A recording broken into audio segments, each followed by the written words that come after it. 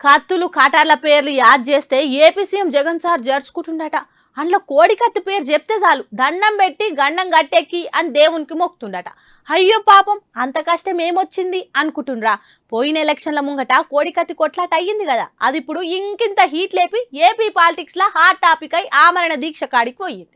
Jagan sir కు కత్తిఘాటు పడక ముందు అసలు కోడి కత్తి అంటే బయట పెద్దగా తెలియదు. ఏదో ఐతారం పూట కోడి చికెను మాట మేకను తినేటోళ్లకు ఈ కోడి కత్తి మటన్ కత్తి గురించి తెలుసు. కానీ ఏపీ నుంచి యూపీ దాకా ఇప్పుడు కోడి కత్తి అని టైప్ చేయంగానే అందులో ఫస్ట్ జగన్ సార్ బొమ్మనే కనబడుతుంది. జగన్ సార్ ప్రతిపక్షంలో ఉన్నప్పుడు శ్రీను అనేట ఆయన కోడి కత్తి తీసుకొని పొడిచిండని అప్పట్లో పెద్ద గాలి దుమారమే లేచిందిగా. ఇక అప్పటి సంది శ్రీనును విశాఖపట్నం జైల్లో పెట్టిండ్రు. 5 ఏళ్ల సంది ఈ కేసు ఎటూ తేలలేదు. ఏడేసిన గొంగడ ఆడనే ఉందన్నట్లు ఈ కేసు ముంగటికి పోతలేదు. పాపం ఆ సీను కూడా పానం మంచిగా లేదట.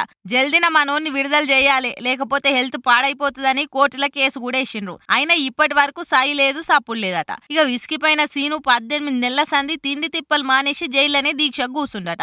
ఈ ముచ్చట్ను మనోడే మూలకొత్తుకుపోయిన ఆలోలతోటి చెప్పిండట. అయితే జైలు ఆఫీసర్లేమో దీక్ష లేదేం లేదు, సీన్ అందరి లెక్కనే తింటుండు పంటుండు అని చెప్పిండట. ఇవన్నీ తెలుసుకున్న సీను తల్లి పాపం తల్లడిల్లిపోయింది. నా కొడుకును జైల్లోకెళ్ళి ఇడిచిపెట్టేదాకా పచ్చి మంచినీళ్లు కూడా ముట్టుకోనని ఆమె కూడా దీక్ష కూస్తుంది. ఇప్పటికి 3 రోజులు ఆమె దీక్ష చేయబట్టి. అయితే దినదినానికి ఆమె పానం దెబ్బ తింటుందట. ఇట్లనే చూసుకుంటా కూర్చుంటే బాగుంటదని పోలీసులు ఆమె దీక్షను భగ్నం చేసి అటెనక దవాఖానకు తీసుకుపోయినరు.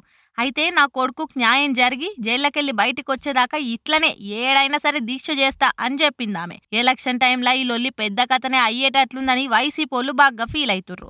ఏమో అన్నలు గట్ల ఫీల్ అయ్యే బదులు ఏదో ఒకటి చేస్తే అయిపోతుంది కదా అని ముచ్చటెరకైన వాళ్ళు అంటుర్రు. చూడాలి మళ్ళీ ఈ కోడి కత్తి కథ ఏడు దాకా పోతుందో.